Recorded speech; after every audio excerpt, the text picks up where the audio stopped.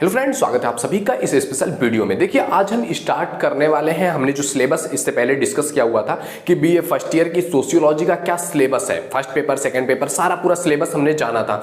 अब सिलेबस के अकॉर्डिंग एक एक टॉपिक्स को हम पढ़ने वाले हैं। तो आज की हमारी ये पहली वीडियो है पहले टॉपिक के ऊपर, बीए फर्स्ट ईयर के सोशियोलॉजी के पेपर 1 का चैप्टर नंबर 1 हम इसको मान सकते हैं, या पॉइंट नंबर 1 भी आप बोल सकते हो। ये चैप्टर नंबर 1 हम मानते हैं और इस टॉपिक का नाम था समाज शास्त्र। अब समाज शास्त्र क्या है, उसका परिचय, उसका अर्थ, उसकी परिभाषा, प्रकृति और विषय क्षेत्र, इन सभी चीजों पर आज हम इस टॉपिक में इस वीडियो में डिस्कस करने वाले हैं। डिटेल्ड आपको समझाने वाले हैं कि ये सारी चीजें हैं क्या, आखिर उसके बारे में देखिए डिस्कस करते हैं। तो अगर आपने अभी तक वीडियो को लाइक नहीं किया, लाइक कर दो यार। चलिए स्टार्ट करते हैं। तो देखिए, सबसे पहले अगर बात करें समाज शास्त्र की, तो समाज शास्त्र जो इसको नाम मिला है, ये समाज शास्त्र नाम दिया है ऑगस्ट काम्टे महोदय ने 1838 ईस्वी में। इस जो विज्ञान है इसको जब नाम दिया गया सोशियोलॉजी, कब दिया गया है? 1838 ईस्वी में। किसने दिया है? ऑगस्ट काम्टे ने।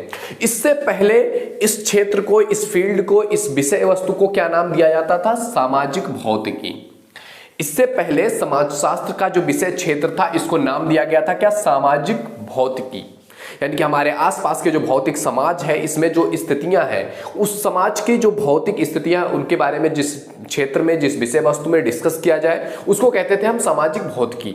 फिर ऑगस्ट काम्टे ने देखा कि इसमें वैज्ञानिकता की मात्रा धीरे धीरे बढ़ रही है, या वैज्ञानिकता की मात्रा ज्यादा है, तो इन्होंने इसको एक शास्त्र के रूप में रखा और समाज का शास्त्र होने की वजह से इसका नाम दिया समाज शास्त्र। अब समाज शास्त्र का जो इंग्लिश मीनिंग है उसको कहते हैं सोशियोलॉजी, और ये सोशियोलॉजी 2 वर्ड से मिलकर के बना हुआ है। आई होप आप सभी लोग इसको जानते होंगे। कौन कौन सा वर्ड है? सोशियस और लोगोस। इन 2 वर्ड से मिलकर के बना, और ये दोनों वर्ड्स ही अलग अलग सभ्यता से लिए गए। एक लैटिन वर्ड है और दूसरा क्या है? ग्रीक वर्ड है। समाज शास्त्र का अगर हम बात करें, जैसे ये दोनों वर्ड्स हैं, इन दोनों को मिलकर के बनता है समाज का विज्ञान। सोशियस मीन्स समाज का, लोगोस मीन्स विज्ञान शास्त्र, समाज का विज्ञान या समाज का शास्त्र। और इसके बारे में, समाज शास्त्र के बारे में, समाज शास्त्र को समझाने के लिए कई सारे सिद्धांत दिए गए। इसमें कई सारे विद्वानों ने अपना बहुत ही महत्वपूर्ण योगदान दिया है, जिसमें नाम आता है काम्टे महोदय का, मार्क्स का, स्पेंसर का, दुर्खीम का, सीमेल का, मैक्स वेबर का, बहुत सारे लोग और भी हैं। तो इन सब लोगों का क्या आता है? इसमें नाम आता है कि इन्होंने सोशियोलॉजी के बारे में अपने अपने थ्योरीज दिया है, समाज शास्त्र के बारे में, समाज के बारे में अपनी अपनी राय रखी है। ओके, तो अब आइए देखते हैं, धीरे समाजशास्त्र को समझने की कोशिश करते हैं। हमने इसका ओवरव्यू आपको दे दिया कि समाजशास्त्र ये है, इस तरह से समाजशास्त्र बना हुआ है। अब आइए अगर बात करें समाजशास्त्र की, बेसिकली आखिर समाजशास्त्र है क्या? अगर हमको इसको परिभाषा देना हो, या फिर आपसे क्वेश्चन पूछ ले इस तरह से कि समाजशास्त्र क्या है, इसकी विषय वस्तु, इसकी प्रकृति, इसके अर्थ को विस्तार से समझाइए, तो आप किस तरह से स्टार्ट करेंगे क्वेश्चन के आंसर लिखना? क्योंकि दैट्स वेरी इंपॉर्टेंट। इसी तरह से क्वेश्चन आपसे पूछे जाते हैं कि समाजशास्त्र क्या है, इसकी विषय वस्तु पर जो है सविस्तार वर्णन कीजिए। अब आपको विस्तार से वर्णन करना है, आपको 20 मार्क्स मिल रहे हैं इस क्वेश्चन के लिए। अब आपको क्या करना पड़ेगा इसके लिए? तो इसके लिए आपको देखना है क्या, इस तरह से आपको सबसे पहले परिभाषा अपने हिसाब से लिखना होगा कि क्या है समाजशास्त्र, आप क्या समझते हैं समाजशास्त्र से।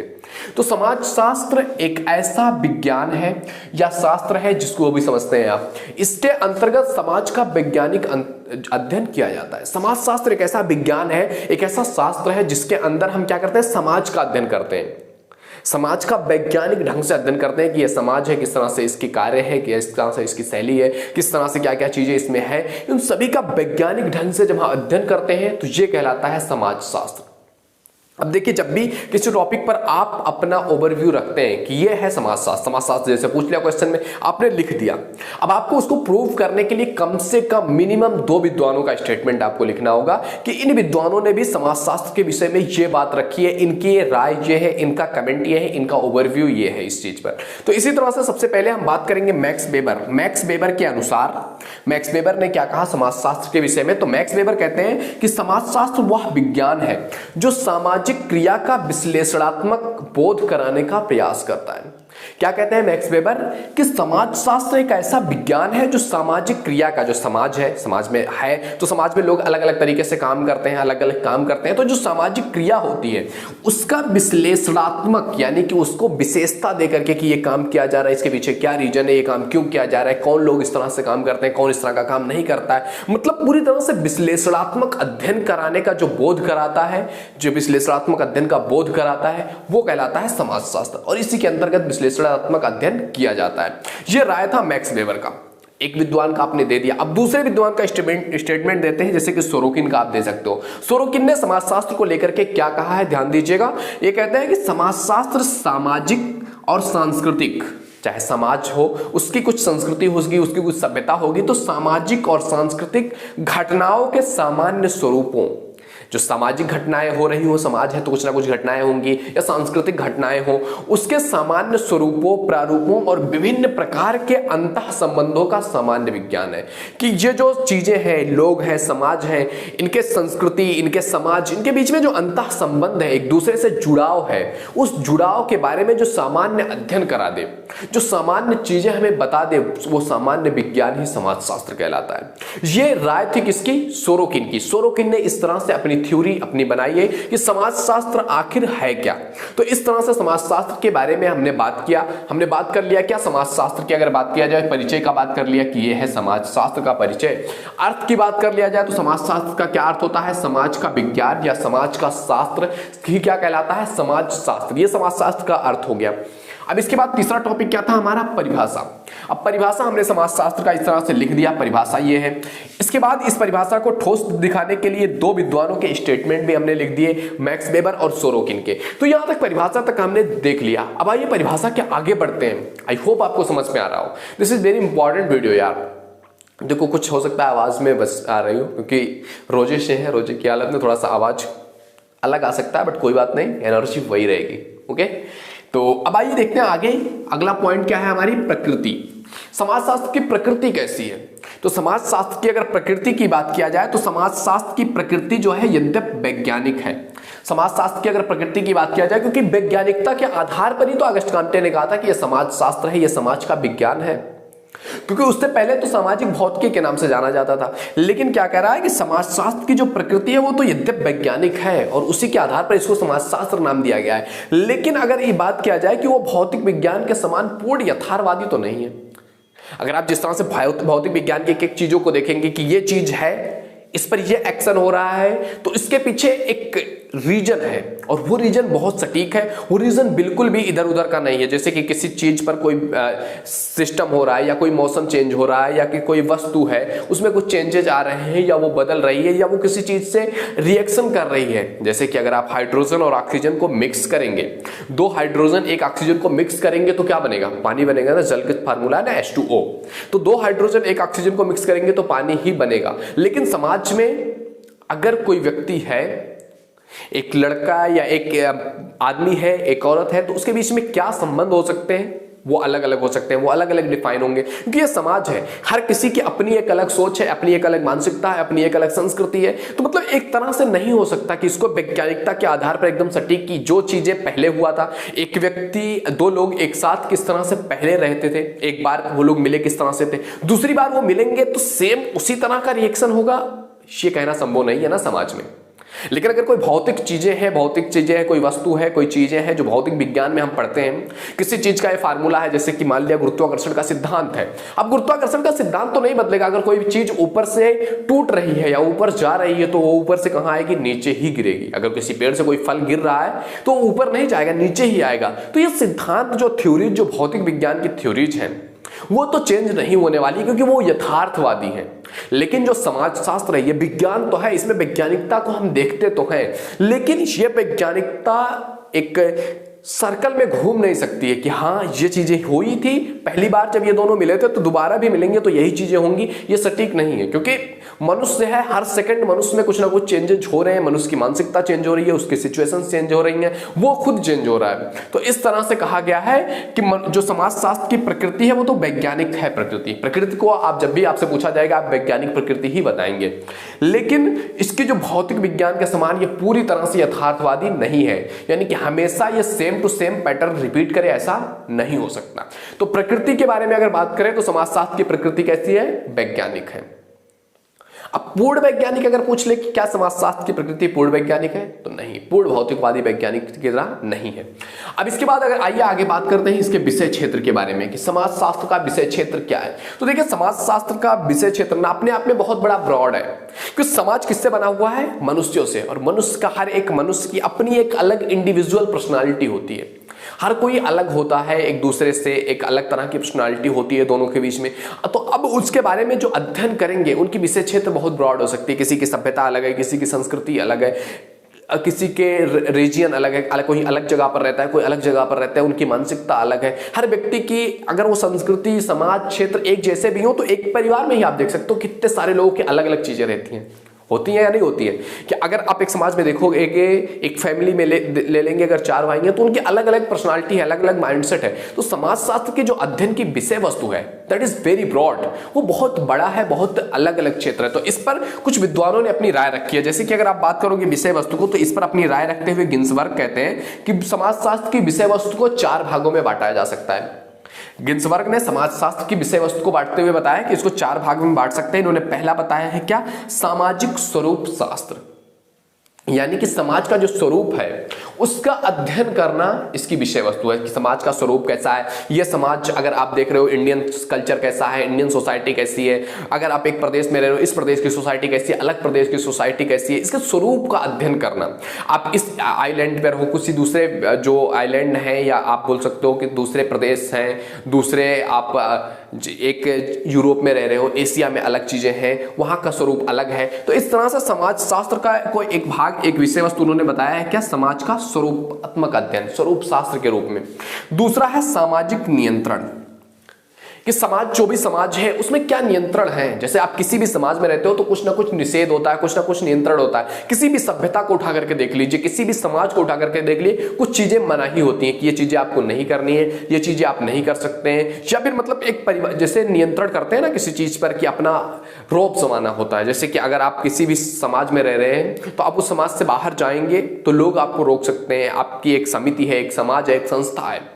तो सामाजिक नियंत्रण के परिवार है, आप कुछ अलग कर रहे हो, कुछ गलत कर रहे हो, या आप अपनी रिलेशन की ही बात कर लो, आप रिलेशनशिप में कहीं पर जा रहे हो, आपकी फैमिली आपको प्रेशर डाल करके वो काम नहीं करवाने देंगे, इमोशनली ब्लैकमेल होगे, या अलग अलग तरीके से आप कुछ अलग करना चाहते हो, कुछ अलग बिजनेस करना चाहते हो, या कुछ अलग तरीके के काम करना चाहते हो, फैमिलीज बोलेंगे नहीं आप इतना रिस्क नहीं ले सकते, ये काम नहीं करोगे। तो और वो इमोशनली आपको कंट्रोल करेंगे। या फिर राज्य है, आप जिस क्षेत्र पर रह रहे हो उस क्षेत्र में कोई ना कोई राज्य होगा ना कोई कानून है, वो कानून में भी कुछ चीजें मना है, जैसे चोरी करना हो गया, आप अपराध नहीं कर सकते, आप गलत काम नहीं कर सकते, वो चीजें मना है। तो वो चीजें आप पर कानूनन नियंत्रण कर रही हैं, संवैधानिक रूप से आप पर वो चीजें नियंत्रित कर रही हैं, आपको नियंत्रित कर रही हैं। तो इस तरह से क्या हो गया, हर एक समाज में एक ऐसा नियंत्रण का क्षेत्र होता है, उस चीज का अध्ययन करना भी किसके अंतर्गत आता है? समाजशास्त्र के विषय वस्तु के अंतर्गत आता है। आई होप आपको अच्छे समझ में आ रहा होगा। कोई भी चीजें होंगी आप जरूर कमेंट कीजिए, आपके कमेंट्स 100% चेक किए जाएंगे, देखे जाएंगे और उसका आंसर दिया जाएगा। तो आपको कोई भी क्वेश्चन है जरूर कमेंट कीजिए। इसके बाद तीसरी बात करते हैं सामाजिक व्याधि की। क्या है? सामाजिक व्याधि की, कि समाज में क्या क्या रोग आ रहा है, क्या व्यवधान आ रहा है जिससे समाज विकसित नहीं हो पा रहा है, या समाज में क्या क्या प्रॉब्लम्स आ रही हैं, उसके बारे में अध्ययन करना भी समाजशास्त्र की विषय वस्तु के अंतर्गत आता है। अगला चौथा गिन्सबर्ग ने बताया है सामाजिक प्रक्रियाएं। सामाजिक प्रक्रियाओं का अध्ययन, कि समाज किस तरह से कार्य कर रहा है, उसके कौन कौन से एक्शंस है, उसके किस कार्य को ज्यादा महत्व दे रहा है, किस कार्य को थोड़ा सा कम महत्व दे रहा है, इन सब चीजों के बारे में अध्ययन करना समाजशास्त्र की विषय वस्तु है। तो इस तरह से गिन्सबर्ग ने समाजशास्त्र के विषय वस्तु को 4 भागों में बांटा है: सामाजिक स्वरूप शास्त्र, सामाजिक नियंत्रण, सामाजिक व्याधिकी और सामाजिक प्रक्रियाएं। तो इस तरह से ये गिन्सबर्ग ने समाजशास्त्र को बांटा है। अब इसी पर अपना विचार रखते हुए जो अमेरिका में समाजशास्त्रीय समिति रखी गई, समाजशास्त्र के विषय वस्तु को निर्धारित करने के लिए अमेरिका में एक समाजशास्त्रीय समिति रखा गया 1957 में। और 1957 में सर्वसम्मति से, यानी कि जो समिति बुलाई गई उस समिति के सर्वसम्मति से कुछ 4 चीजों को इंपॉर्टेंस दिया गया, यानी कि 4 भागों में समाजशास्त्र के विषय वस्तु को बांटा गया कि समाजशास्त्र इस तरीके से अलग अलग रूप में है विषय वस्तु उसका। तो अब आइए देखते हैं अमेरिकी समाजशास्त्रीय की विषय वस्तु क्या थी। उसमें पहला था समाजशास्त्रीय विश्लेषण। पहला विषय वस्तु रखा गया समाजशास्त्र के अंतर्गत समाजशास्त्रीय विश्लेषण, यानी कि जो भी समाज है उस समाज के बारे में विश्लेषणात्मक अध्ययन करना ही समाजशास्त्र का कार्य है, कि उस समाज के बारे में अध्ययन करें, एवरीथिंग जो भी उस समाज से रिलेट करता है, चाहे वो समाज की आर्थिक स्थिति हो, मानसिक स्थिति हो, सामाजिक स्थिति हो, लोगों के रिलेशंस हो, लोगों का धर्म को लेकर के हो, लोगों का आपस में लेकर के हो, लोगों के जो साइकोलॉजिकल लेवल पर हो, हर एक चीज का अध्ययन, विश्लेषणात्मक अध्ययन करना ही समाजशास्त्र का क्या है? विषय वस्तु है। यह अमेरिकी समिति के द्वारा 1957 में लिया गया। दूसरा इसके बारे में इसकी विषय वस्तु है वो क्या बताया गया है? मूलभूत सामाजिक संस्थाएं। कि आप जिस भी समाज का अध्ययन कर रहे हो उस समाज की मूलभूत सामाजिक संस्थाएं कौन सी हैं। आप किसी भी समाज का उठा करके देख लो, उस समाज की कुछ ना कुछ मूलभूत सामाजिक संस्थाएं होती हैं। तो आप जिस भी समाज का अध्ययन कर रहे हो, समाजशास्त्र का कार्य है, समाजशास्त्र की विषय वस्तु के अंतर्गत ये चीजें रखी गई हैं कि वो चीजों की मूलभूत जो सामाजिक संस्थाएं उनका अध्ययन किया जाए, वो किस तरह से वर्क करती है, किस तरह से वो किसी अलग कल्चर से, किसी अलग समाज से किस तरह से वो अलग है, उसके बारे में बात करना बहुत इंपॉर्टेंट है। और यह समाजशास्त्र की विषय वस्तु का दूसरा चीज रखा गया। तीसरी बात रखी गई सामाजिक जीवन की प्राथमिक इकाइयां। सामाजिक जीवन की प्राथमिक इकाइयों के बारे में जानना समाजशास्त्र की विषय वस्तु का एक बहुत ही महत्वपूर्ण चीज है। कि ये क्या कह रहा है, सामाजिक जीवन की प्राथमिक इकाइयां मतलब कि वो कौन सी चीजें हैं जिससे समाज जी रहा है, या समाज में इन चीजों का होना बहुत इंपॉर्टेंट है। वो सामाजिक इकाइयां कौन कौन सी हैं जिस पर वो समाज पूरी तरह से डिपेंडेंट है, जिस पर वो समाज पूरी तरह से टिका हुआ है, वो कौन सी चीजें हैं, उसके बारे में अध्ययन करना समाजशास्त्र की विषय वस्तु का एक बहुत ही कह सकते हैं सबसे इंपॉर्टेंट पहलू है। कि वो कौन सी चीज है जिस पर यह समाज, जिस समाज के अध्ययन कर रहे हैं, जिस समाज जिस पर टिका हुआ है, इस समाज का बेस क्या है, ये चीज अध्ययन करना बहुत इंपॉर्टेंट हो जाती है। तो ये तीसरी विषय वस्तु के रूप में रखा गया समाजशास्त्र के विषय क्षेत्र के रूप में। और चौथा है मौलिक सामाजिक प्रतिक्रियाएं, कि समाज की प्रतिक्रियाएं क्या हैं हर एक चीज को लेकर के। कि अगर कुछ चीजें, अगर आप एक सिनेरियो को ले रहे हो कि अगर चोरी करना है तो उसको लेकर के मौलिक सामाजिक प्रतिक्रियाएं क्या है, क्या वो राइट है, रॉन्ग है, किस तरह की मौलिक सामाजिक प्रतिक्रियाएं हैं, उस पर बात करना बहुत इंपॉर्टेंट है। या किसी भी चीज को लेकर के समाज की प्रतिक्रियाएं क्या है, उस पर समाज क्या देखता है उस चीज को किस तरह से, वो जानना, वो समझना समाजशास्त्र की विषय वस्तु का एक बहुत ही महत्वपूर्ण पहलू है। तो इस तरह से जो अमेरिकी समाजशास्त्रीय समिति 1957 में किया गया और उसमें सर्वसम्मति के द्वारा ये चार चीजों को समाजशास्त्र की विषय वस्तु के रूप में रखा गया। अब समाजशास्त्र की विषय वस्तु का जब इस तरह से रख दिया गया तो इसके अध्ययन के कुछ क्षेत्र लाए गए।